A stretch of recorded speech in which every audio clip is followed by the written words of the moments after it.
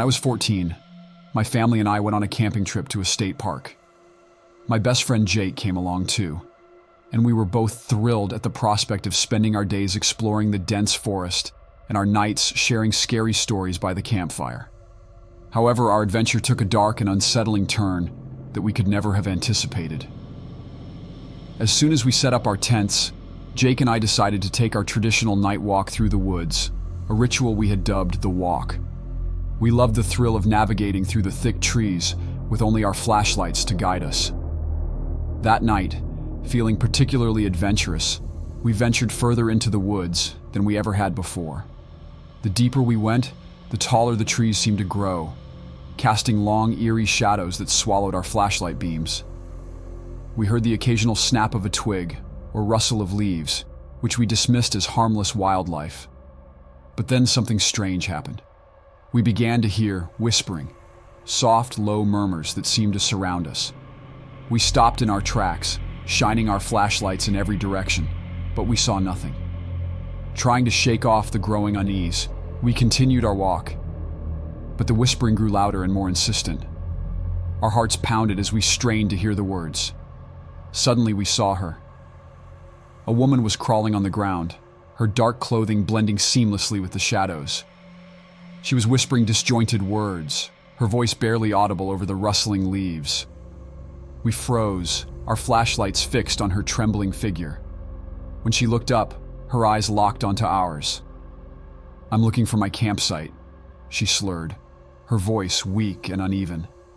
Jake and I exchanged nervous glances but decided to help her. As we walked her back to the campground, she stumbled and staggered, her speech becoming increasingly incoherent. We eventually found her campsite, but it was deserted. Her friends had seemingly abandoned her. We helped her into her tent, feeling a mix of relief and unease. As we walked back to our campsite, we couldn't shake the feeling that something was terribly wrong. The next day, we saw her again. She was sitting alone by her campfire, her eyes sunken and her skin pale. She barely acknowledged us, her gaze fixed on something invisible in the distance. We tried to avoid her, but she seemed to be everywhere, always lurking in the shadows. One night, hoping to escape the unsettling feeling that had settled over us, we decided to take the walk again. This time, we ventured even deeper into the woods.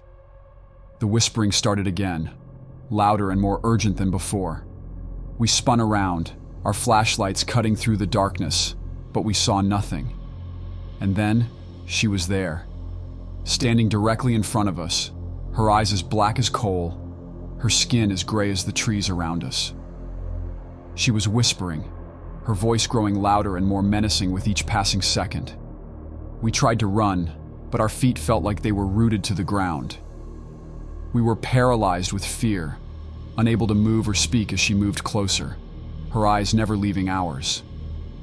The last thing I remember is her whispering, turning into a deafening roar, and then everything went black.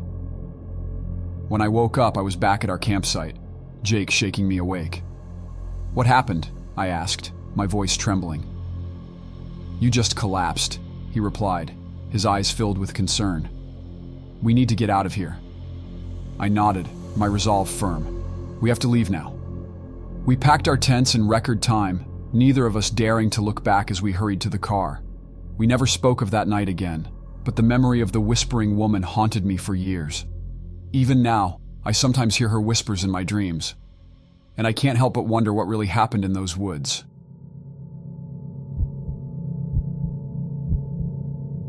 My name is Daniel, and when I was 15 years old, I experienced a night that changed my life forever.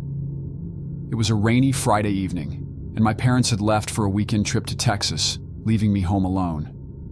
I was thrilled at the prospect of having the house to myself, imagining endless hours of video games and junk food.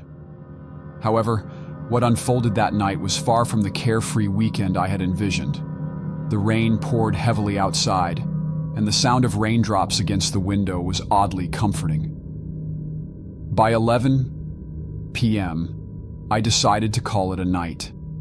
I climbed into bed, turned off the lights, and closed my eyes, ready to drift off to sleep. Just as I was about to fall asleep, I heard a faint sound coming from downstairs. It sounded like someone talking.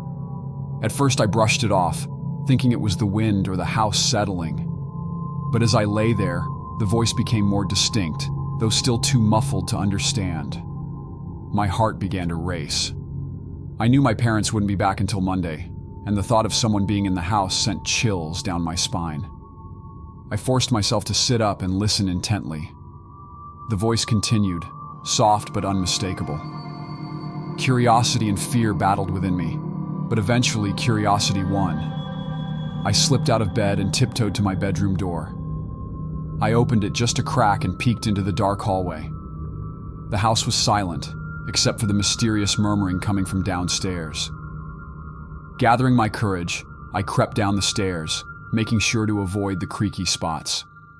When I reached the bottom, I paused and listened again. The voice was coming from the living room. I took a deep breath and walked towards the sound, each step feeling heavier than the last. As I approached the living room, there was a sudden, loud bang, like a door slamming shut. I froze in my tracks, my blood running cold. I peeked around the corner and saw a shadowy figure standing at the far end of the hallway. He was tall, dressed in black, and his features were obscured by the darkness. Panic surged through me, and I stumbled back, nearly tripping over my own feet. I bolted back up the stairs, my heart pounding so hard I thought it might burst. I could hear footsteps behind me, slow and deliberate. I reached my room, slammed the door shut, and locked it. My hands trembled as I grabbed my phone and dialed 911. The operator answered, and I quickly explained what was happening, my voice shaking with fear. She assured me that the police were on their way and told me to stay on the line. I could hear the intruder moving around downstairs, and my imagination ran wild with terrifying possibilities. After what felt like an eternity, I heard sirens approaching. The footsteps downstairs stopped abruptly. Moments later, there was a loud knock on the front door and the sound of voices. The police had arrived. I cautiously opened my bedroom door and made my way downstairs. 2 officers were in the hallway, their flashlights casting long shadows. I explained everything to them, still shaken. They searched the house thoroughly, but found no sign of the intruder. The front door was unlocked, but there was no evidence of forced entry. It was as if the intruder had vanished into thin air. The officers took my statement and assured me that they would patrol the area throughout the night. They suggested I stay with a neighbor or a relative, but I didn't want to leave my house. They promised to keep a close watch and left their contact information. After the police left, I tried to calm myself, but the fear lingered. I couldn't stop thinking about the shadowy figure and what his intentions might have been. The questions haunted me, but there were no answers. I spent the rest of the night wide awake, every sound making me jump. The next day, I called my parents and told them what had happened. They were shocked and promised to come home as soon as possible. When they returned, we installed a new security system. The police continued their investigation, but no leads ever surfaced. The identity and motives of the intruder remained a mystery. Even now, years later, I can still vividly recall that night. The memory of the shadowy figure and the eerie murmuring still sends chills down my spine. It's a reminder that sometimes the unknown can be closer than we think, lurking just beyond the shadows.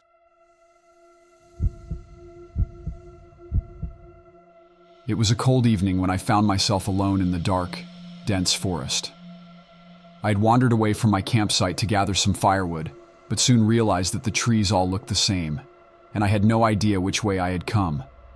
The sun had set, and the forest was growing darker with every passing minute.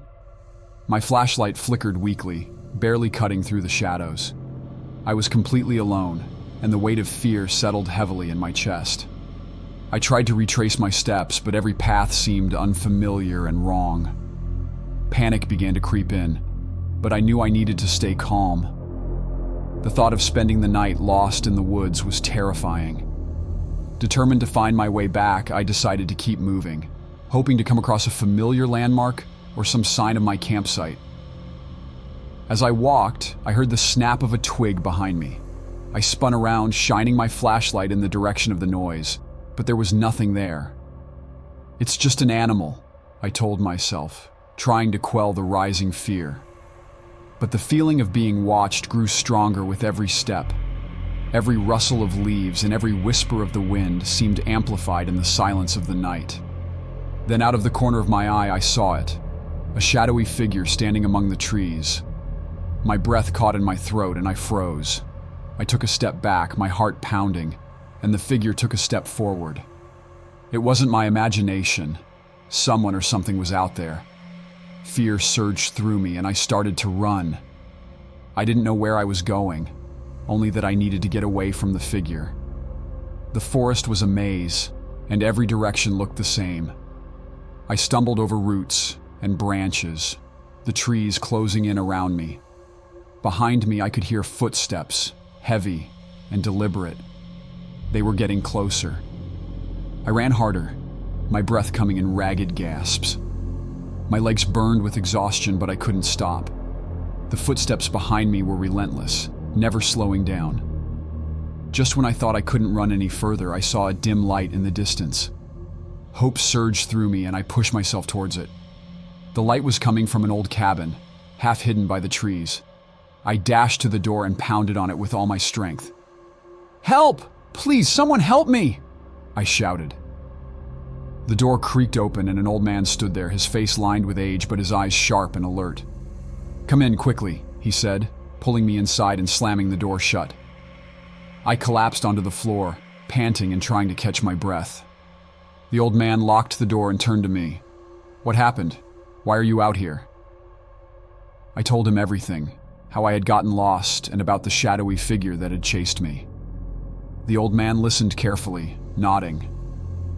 "You did well to find this cabin," he said. "Not many do."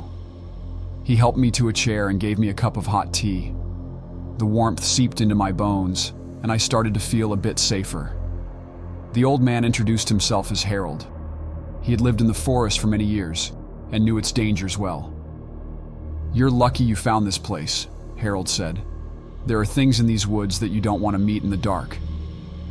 I shivered, not wanting to think about what might have happened if I hadn't found the cabin. Harold was kind and reassuring, and he promised to help me find my way back to my campsite in the morning. "You need to rest now," he said. "You'll be safe here for the night." Despite the fear and exhaustion, I managed to fall asleep in the old cabin. The fire crackled warmly, and for the first time since I had gotten lost, I felt a sense of peace. The next morning, Harold and I set out to find my campsite. The forest seemed less intimidating in the daylight, but I still stayed close to Harold, trusting his knowledge of the woods. He moved with confidence, guiding us through the trees. After what felt like hours, we finally arrived at my campsite. I was overwhelmed with relief and gratitude. "Thank you, Harold," I said, feeling tears of relief welling up in my eyes. "I don't know what I would have done without you." Harold smiled kindly. "Just be careful next time," he said. "The forest can be a dangerous place, especially at night." As I watched Harold disappear back into the woods, I realized how lucky I had been. I gathered my things, packed up my campsite, and made my way home, vowing never to wander too far into the forest alone again. The memory of that shadowy figure still haunts me, but I'll always be grateful to Harold for saving me that night. The forest is beautiful, but it's also a place of mystery and danger, and it's important to respect that.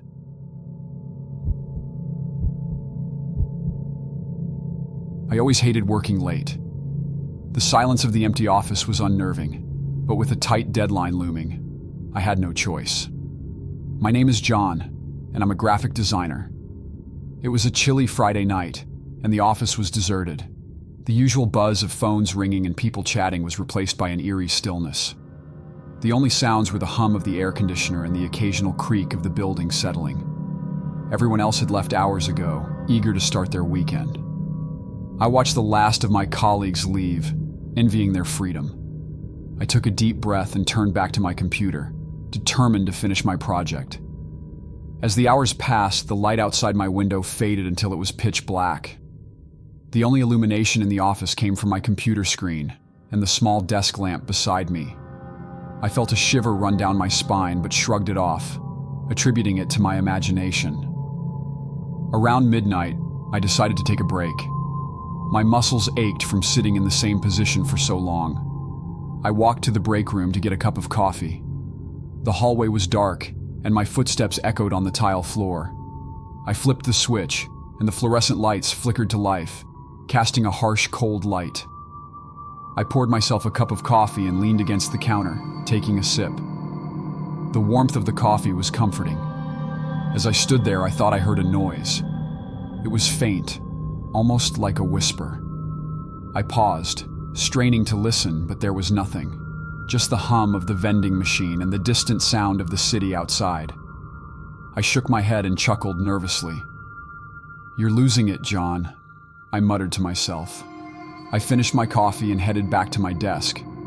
As I walked down the hallway, I couldn't shake the feeling that I was being watched. I glanced over my shoulder, but there was no one there. When I reached my desk, I noticed something strange. My computer screen had gone black. I jiggled the mouse, but nothing happened. Frustrated, I checked the power cable and saw that it had been unplugged. I felt a chill run through me. I knew I hadn't unplugged it. My hands trembled as I plugged it back in and turned the computer on. The screen flickered to life, and I breathed a sigh of relief. But my relief was short-lived. A message popped up on the screen. "Get out." I stared at the words, my heart pounding in my chest. This had to be a prank. Someone was messing with me, but who? Everyone had left hours ago. I looked around the empty office, half expecting to see someone hiding, but there was no one. I decided to ignore the message and get back to work. I was probably just tired and seeing things. Minutes passed and I forced myself to focus, but the unease only grew stronger. I kept glancing at the clock, hoping the night would end soon. Suddenly I heard the noise again. This time it was louder. It sounded like footsteps coming from the hallway. My heart skipped a beat. I stood up, my chair scraping against the floor. The sound stopped. I took a deep breath and walked towards the hallway, my steps slow and cautious. The corridor was empty, just as it had been before. I decided to check the office one more time just to be sure. I walked past empty desks and cubicles, my eyes scanning every shadow. As I reached the far end of the office, I noticed something strange. One of the doors to a small conference room was slightly ajar. I hesitated, my hand hovering over the doorknob. Gathering my courage, I pushed the door open. The room was dark, the only light coming from the hallway behind me. I stepped inside, my eyes adjusting to the darkness. Suddenly, the door slammed shut behind me. I spun around, my heart racing. I reached for the doorknob, but it wouldn't budge. I was trapped. Panic set in, and I pounded on the door, shouting for help, but my voice echoed back at me, unanswered. Then I heard it again, the whisper. It was close, so close that I could feel the breath on my neck. I turned around slowly, my eyes wide with fear. In the corner of the room, a shadow moved. It was a figure standing still, watching me. "Who's there?" I demanded, my voice trembling. The figure didn't answer. It just stood there, silent and menacing. I fumbled for my phone, my hand shaking so badly that I almost dropped it. I turned on the flashlight and pointed it at the figure. The light revealed an old, dusty mannequin, its glassy eyes staring blankly ahead. I let out a shaky laugh. It was just a mannequin, someone's idea of a joke. I walked over to the door, trying to calm my racing heart. As I reached for the doorknob, the whisper came again.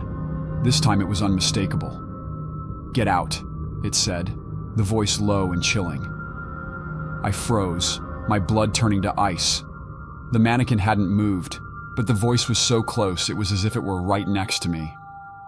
I didn't wait to find out more. I yanked the door open with a burst of strength I didn't know I had, and ran down the hallway. I grabbed my bag and sprinted for the exit, not looking back.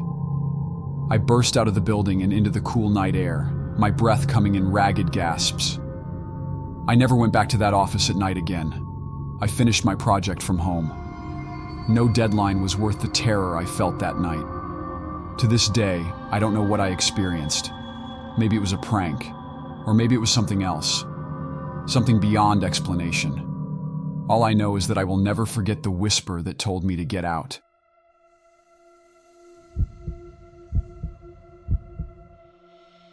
When I first met Alex, he seemed like a completely normal guy. We both needed a roommate to split the rent, and he was polite, clean, and easy to talk to. We moved into a cozy apartment together, and at first, everything seemed great. Living with Alex was easy. He was the kind of roommate everyone hopes for. He cleaned up after himself, paid his share of the bills on time, and even cooked dinner sometimes. We would watch movies together, joke around, and share stories about our days. Alex worked at a small bookstore downtown, and I had a job at a local coffee shop. Our lives were simple and calm, but gradually, things started to change. Alex began to grow more secretive. He would stay out late, sometimes coming home with a strange, almost haunted look in his eyes. Whenever I asked him where he'd been, he would just shrug and say he'd been out with friends. But something felt off. I would hear him talking on the phone in his room, his voice low and urgent. Once, I overheard him say, "They can't find out, it's too dangerous." One night I came home late from work. The apartment was dark, except for a dim light coming from Alex's room. I heard a strange noise, like someone crying. I knocked on his door but got no response. The crying stopped abruptly. A chill ran down my spine. "Alex, are you okay?" I called out. There was a long pause before he finally replied, "Yeah, just tired. Going to bed now." The next morning, Alex seemed back to his usual self, but the unease lingered. I started noticing more odd things. There were times when Alex's clothes had strange, dark stains that he quickly tried to hide. Once I found a small knife in the bathroom cabinet with what looked like dried blood on it. When I confronted him, he just laughed it off, saying he'd cut himself while cooking. Weeks passed, and my anxiety grew. I couldn't shake the feeling that something was terribly wrong. I started avoiding Alex, spending more time at work or with friends, but even then I couldn't escape the fear that gripped me whenever I was home. One evening, Alex went out, and I knew he wouldn't be back for a few hours. I decided to look around his room. I felt guilty invading his privacy, but I needed to know what was going on. I opened his closet and found a box hidden under some clothes. My heart pounded as I opened it. Inside were newspaper clippings about several unsolved murders in our city. Each article was marked with notes in Alex's handwriting. There were photos of the victims, details about the crime scenes, and even some small personal items that belonged to them. I felt a wave of nausea. My hands shook as I put everything back and closed the box. I needed to get out of there. I grabbed my phone and left the apartment, not knowing where to go. I ended up at a nearby park, sitting on a bench, trying to calm down. I called the police and told them everything I had found. When the police arrived, I showed them the box. They took it seriously and started asking me questions about Alex. I told them about his strange behavior, the late nights, and the bloodstains. They assured me they would look into it. The next few days were a blur. I stayed with a friend, too scared to go back to the apartment. The police kept in touch, telling me they were watching Alex. They needed more evidence before they could make an arrest. Finally, one night, I got a call from the police. They had arrested Alex. He had been caught trying to dispose of another victim's belongings. The police had linked him to several murders through the evidence they found in our apartment. I felt a mix of relief and horror. The person I had been living with, the person I had shared my life with, was a murderer. I went back to the apartment to pack my things. It felt different, darker. Every corner seemed to hold a secret, every shadow a hidden danger. I couldn't believe I had lived with a killer and hadn't known. As I packed, I found a note in my room. It was from Alex. "I'm sorry you found out this way. I never wanted to hurt you. You were the only real friend I had. Goodbye. I left the apartment that night, never to return. I moved to a different city, trying to start fresh, but the memories haunted me. Every night I wondered how I had missed the signs. I wondered how many lives could have been saved if I had noticed sooner. Living with Alex changed me forever. I became more cautious and more aware of the people around me. I never let anyone get too close. The fear and mistrust stayed with me, a constant reminder of the dark secret I had lived with, the secret of my roommate, the murderer.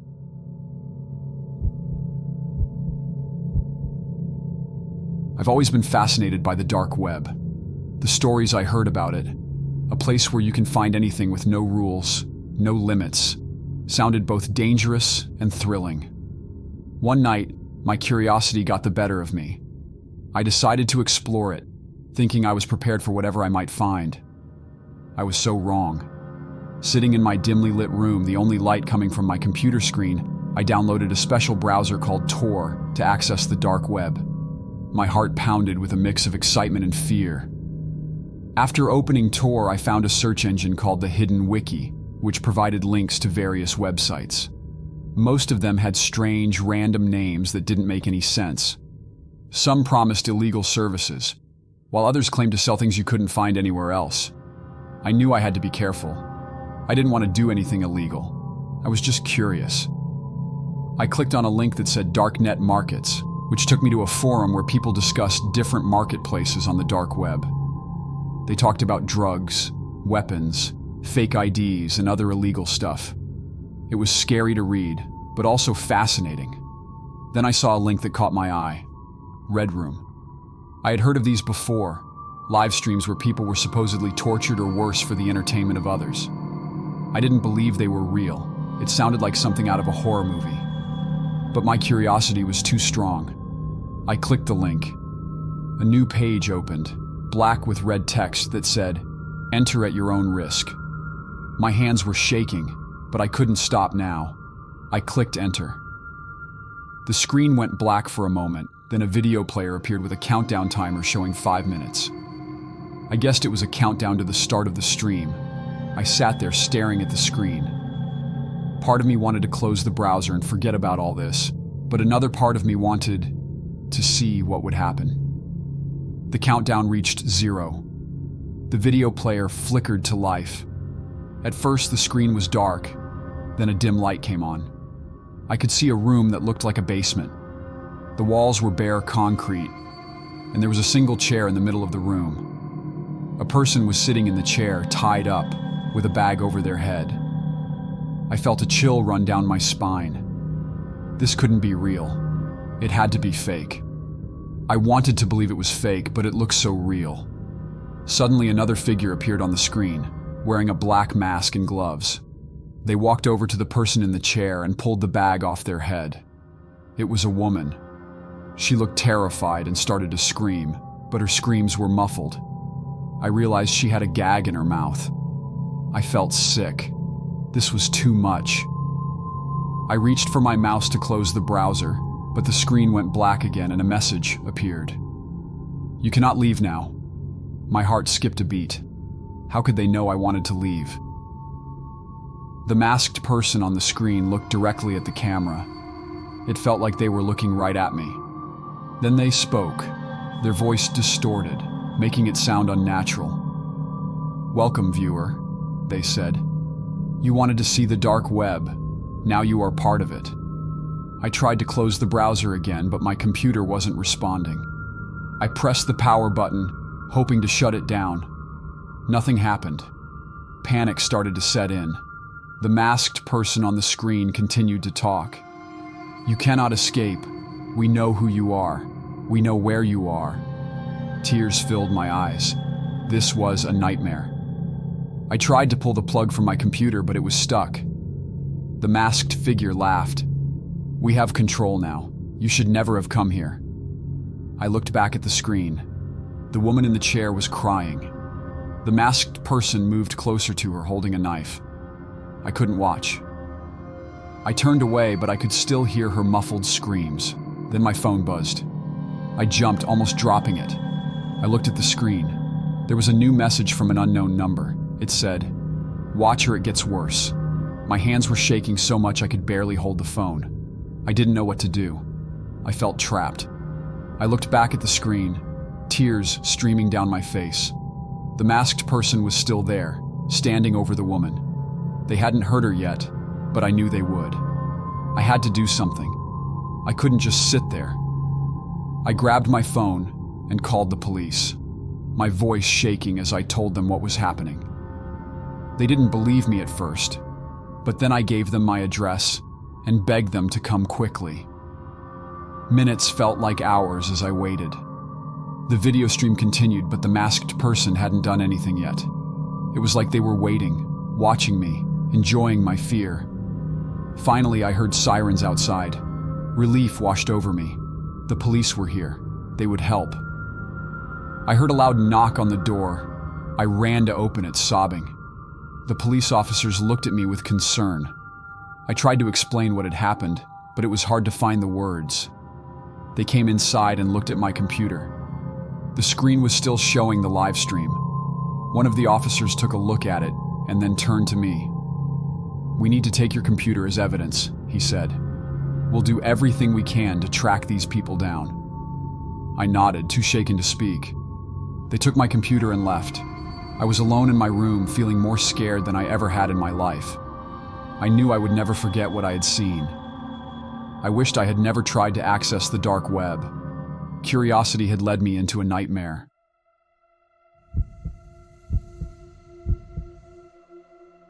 When I was 37, I decided to attend my high school reunion.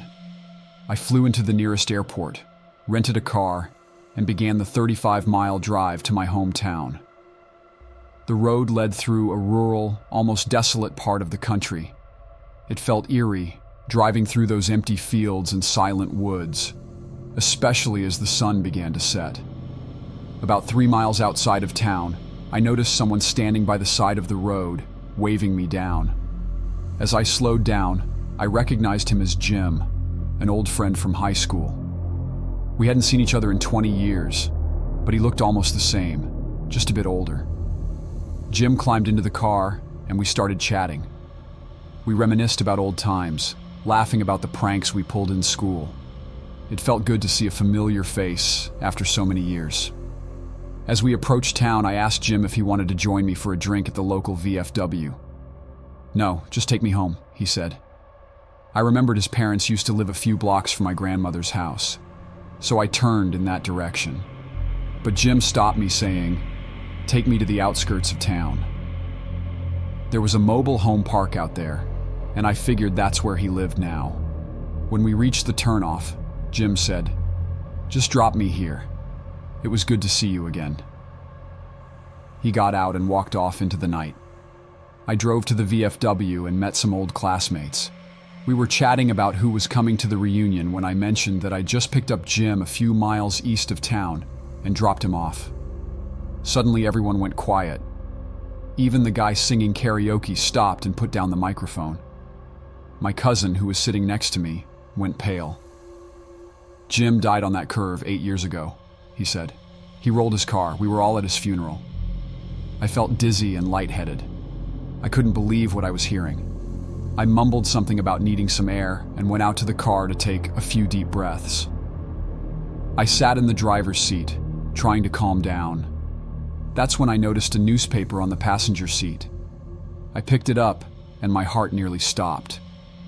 It was the local newspaper from 8 years ago, with Jim's obituary on the front page.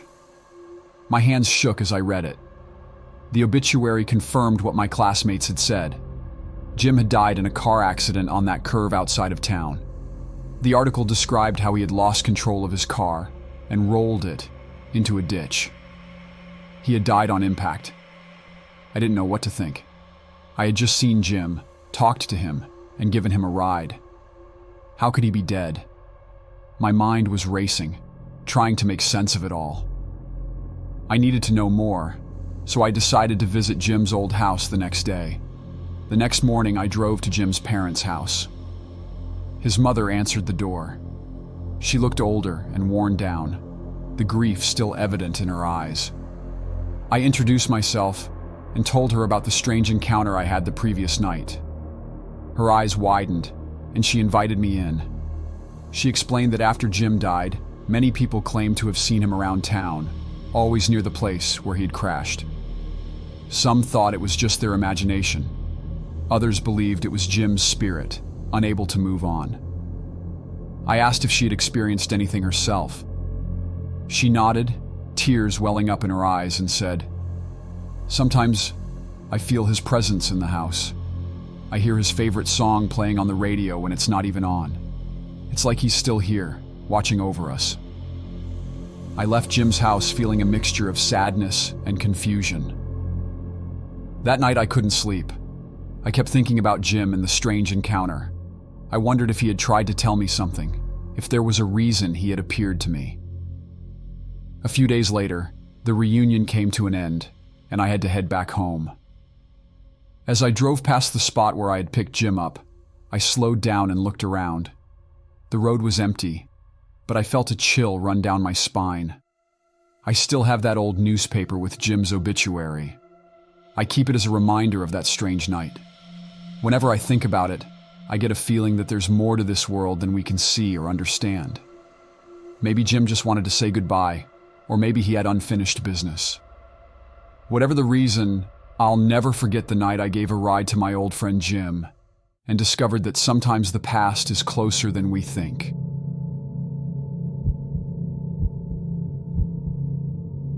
When I was 12, I had my first experience staying home alone at night.